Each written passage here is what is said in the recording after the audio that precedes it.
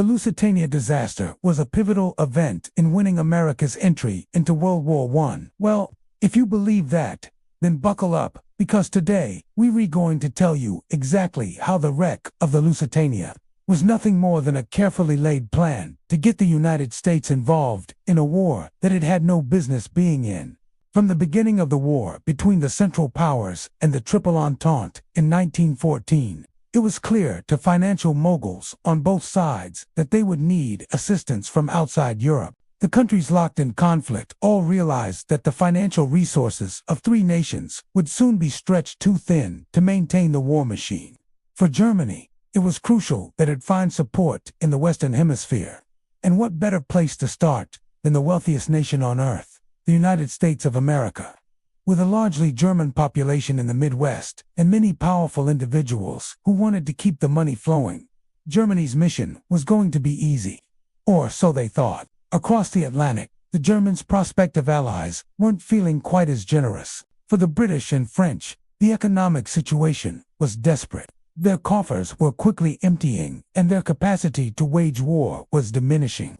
However, they had a trick up their sleeves, and that was the old U.S. once again. It was time to mobilize the weapon that had won them past conflicts: propaganda.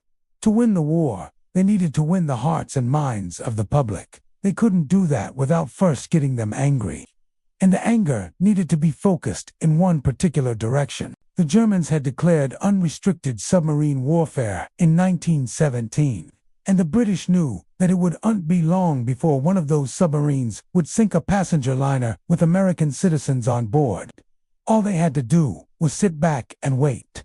But waiting was hard, and the pressure to get financing was even harder. So they decided to take matters into their own hands.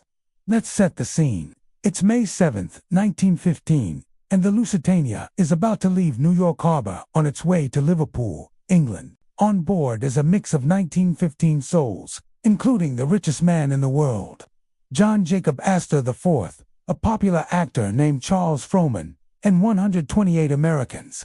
There's also a load of weapons bound for England, courtesy of the British government.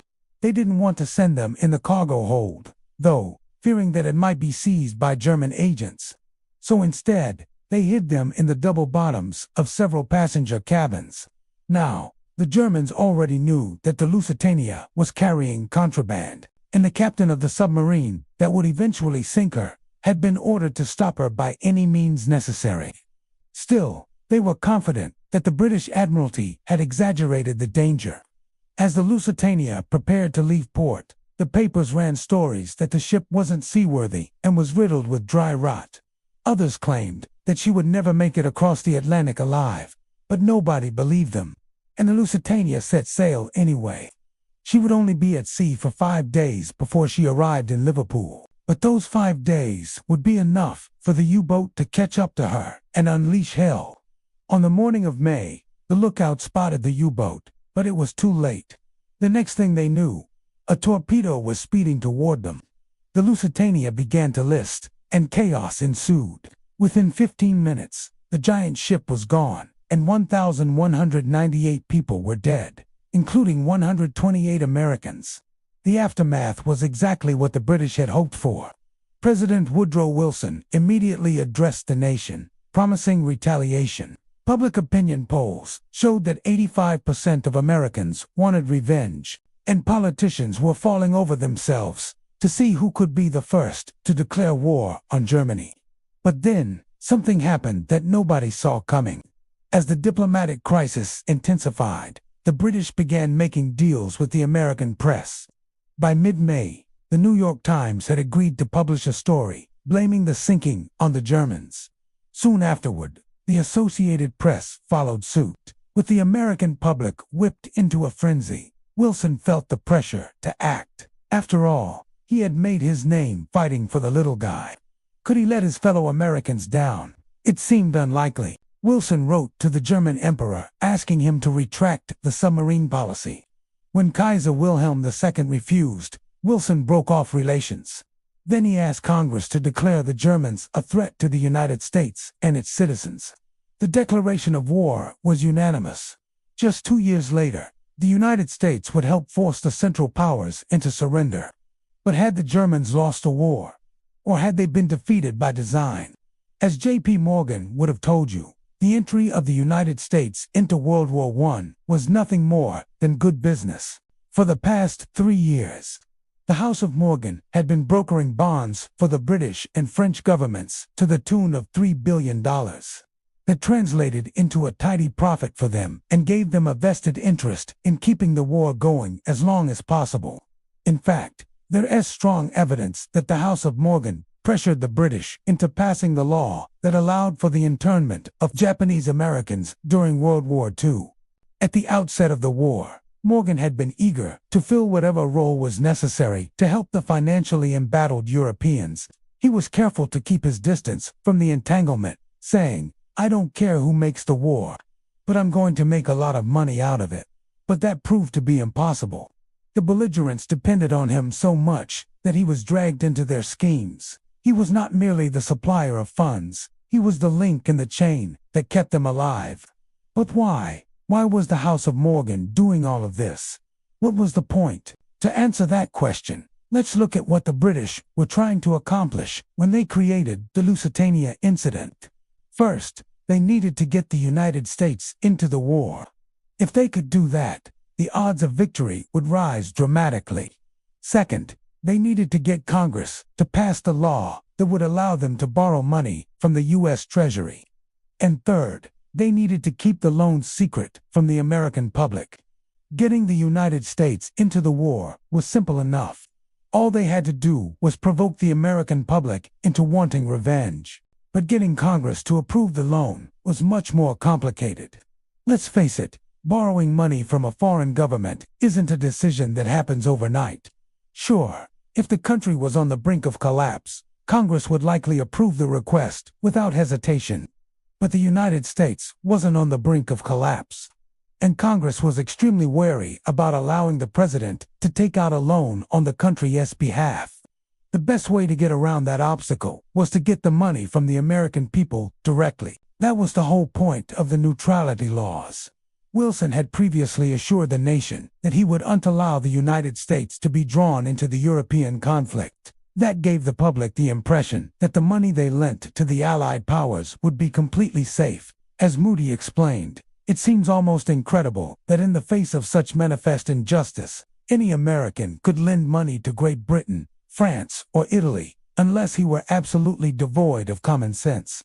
In reality, Moody continued, these loans were among the safest investments in the world. He added, there may be losses to investors in Wall Street stocks and bonds, in automobiles, and in 1,000 other lines of business, but there is very slight chance of loss on these government securities. And who better to capitalize on the fear and anger surrounding the sinking of the Lusitania than the banker who profited most from the conflict itself? J.P. Morgan. In fact, the sinking of the Lusitania was the single biggest contributor to the war loans. In the first week after the tragedy, subscriptions in New York alone reached $350 million. It took less than 6 months to sell the remaining bonds. Not surprisingly, the House of Morgan made a killing on the transaction. But that doesn't mean they stopped there. Instead, they went back for seconds. The Lusitania incident gave the bankers a taste of blood, and they craved more. This time, they needed to get the American people to fund the war effort directly. At the time, the United States government had a surplus of $300 million, but that wasn't nearly enough to keep the factories running at full tilt. Congress wouldn't agree to print more money, fearing that would lead to inflation. So the government turned to taxation to raise the additional $3 billion it would need to win the war. But that meant that the American public would be funding the war directly. And that led to a whole new set of problems. It was obvious to everyone that the income tax was designed to pay for the war. No one would be fooled into believing it was anything else. So the government turned to indirect taxes instead. They increased the tariff rates on goods coming from abroad. The idea was that the higher tariffs would discourage people from buying foreign products, thereby stimulating the economy. But the effect was disastrous. The price of imports skyrocketed. American-made goods suddenly became competitive. People began buying domestic products. but that caused prices to rise. Everything from food to gasoline to steel shot up in price. Consumers were outraged. They felt as though the government was taking advantage of them, and they demanded action. The administration was caught in a corner. They couldn't lower the taxes without losing revenue. They couldn't ignore the public outcry. But then someone came up with a brilliant idea. Why not use the war as a cover to pay off the loans in one fell swoop? It was risky, but it just might work. If they could convince the public that the taxes were going to pay for the war loans, then the outrage would disappear. All they had to do was sell the story to the press. And it was an easy sell. The idea that the United States was going to war to liberate Europe from tyranny was far more appealing than the reality that they were going to war to protect the wealth of the rich. In fact, that was precisely what was about to happen. The war loans were paid off, and the American public was left holding the bag. By 1919, the United States was knee-deep in debt, owing $10 billion to the Allied powers. In return, it got nothing. It didn't get a say in how the money was spent. It didn't get any of the profits. It didn't even get a vote in how the war was fought. Yet, it ended up footing the bill anyway. And it all happened because of a carefully laid plan involving the House of Morgan, the British government, and the sinking of the Lusitania. Before you go, don't forget to like and subscribe to the channel. Thanks for watching.